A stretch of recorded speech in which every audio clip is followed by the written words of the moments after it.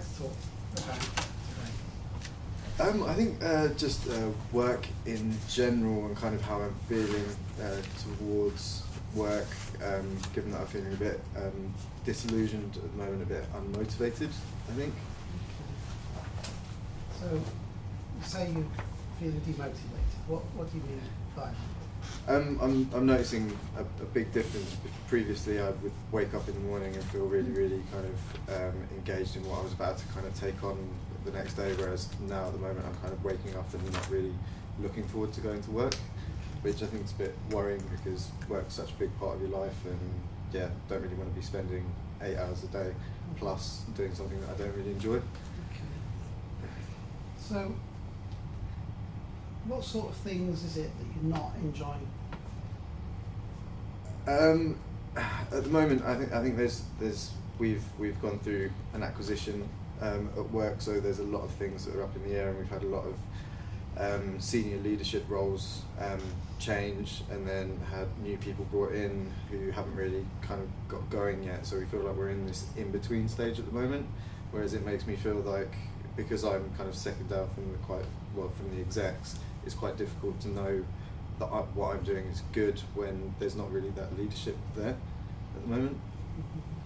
So being up in the air, what does that mean for you? I think probably the issue is that the last chief people officer who I reported to very much had her own stamp on what she wanted from the organisation, whereas I think her having gone has almost left a void, and the new person hasn't really put their stamp on it, so it's quite difficult to know where I stand in terms of my kind of input into the kind of vision, to know that I'm helping deliver what that vision is.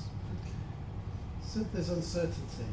How does that uncertainty feel to you? What does it mean to you, that uncertainty?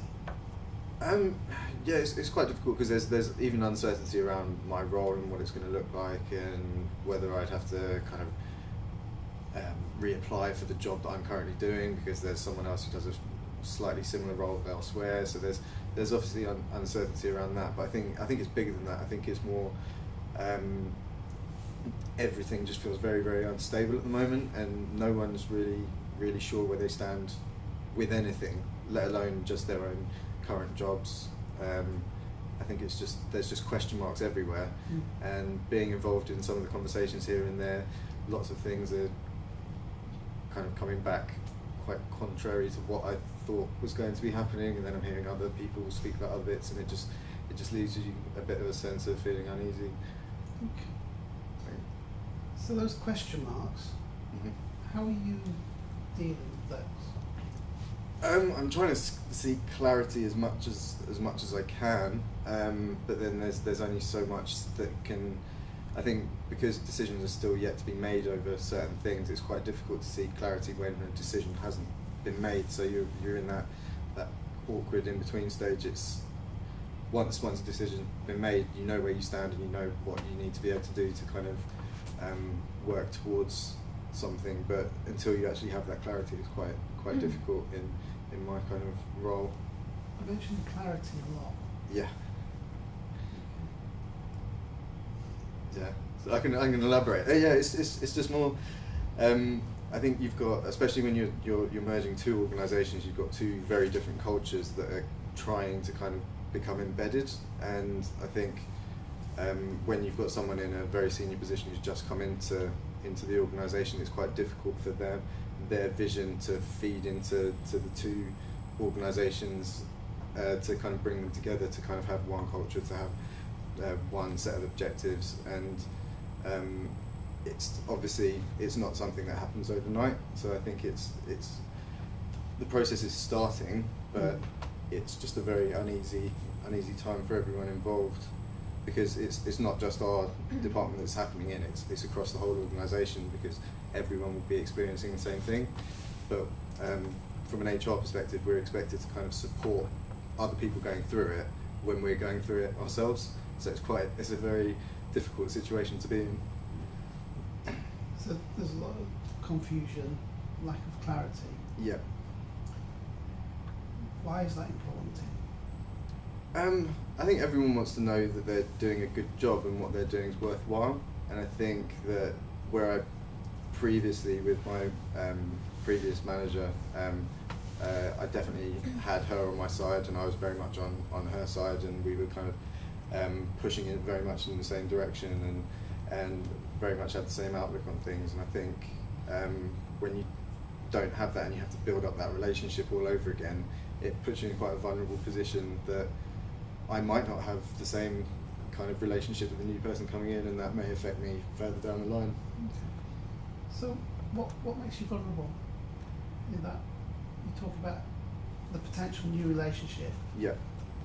What is it about a potential new relationship that's making you vulnerable? I think it's I'm probably not the easiest person to work with, so I think it's one of those things where it's great when it's great, but it's I have been known to clash with people who don't have a similar kind of working style that I do. So it's almost, especially that my job's one of the ones that's up for debate as to what it's going to look like in the future.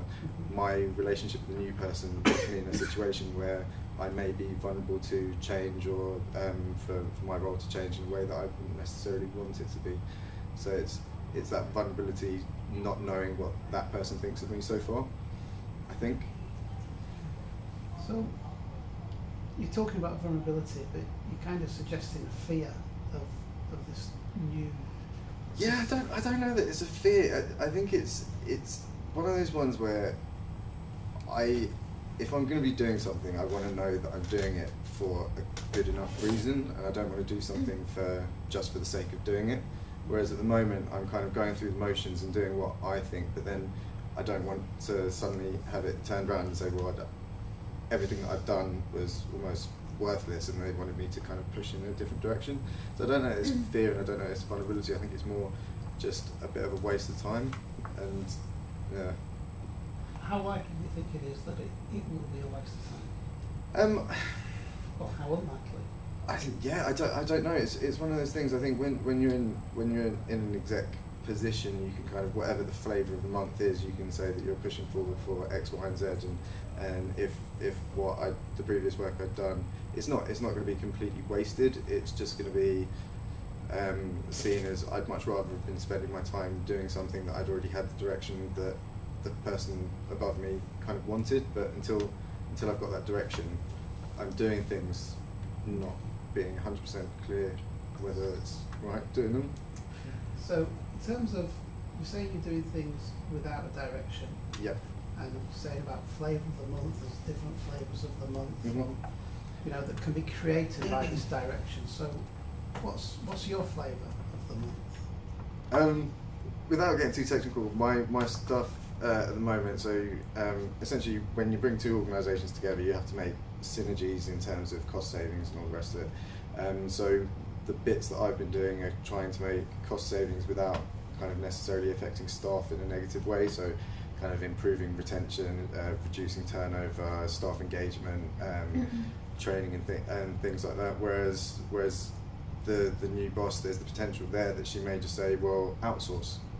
So there's a big possibility that some people will see cost saving, right, outsource it, another company will be able to do it for you at a cheaper price. So it's that kind of thing. Whereas I've been very much more pushing towards looking after the staff and kind of building that positivity towards the organisation to try and keep them. So it sounds like you've got quite a lot of responsibility in that role. Yeah, quite a bit. And you worry that the new person will come in and actually have a different outlook to you. Yes.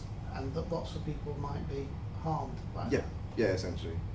Okay. And so tell me about that worry. I think it's one of those things, because I don't want to be part of a piece of work that actually ended up being the reason why a bunch of people got laid off. And I'd want to do everything within my power to kind of stop that from happening, but essentially I'm powerless because the new person coming in is in to do a job to make sure that we reach our cost improvements, and may have a completely different outlook. So I guess that's where the fear kind of side that you were kind of talking about earlier is, that's probably where the fear comes from, is that they may, they're well within their right to kind of push through with that. Okay. You mentioned powerlessness.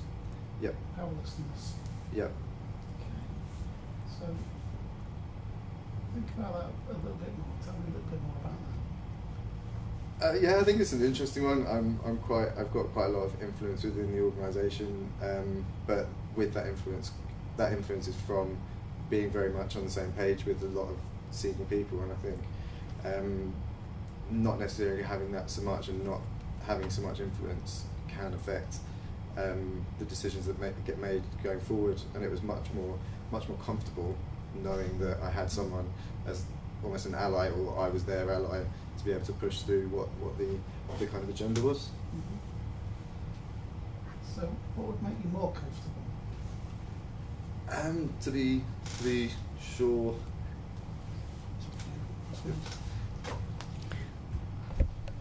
Thank you. So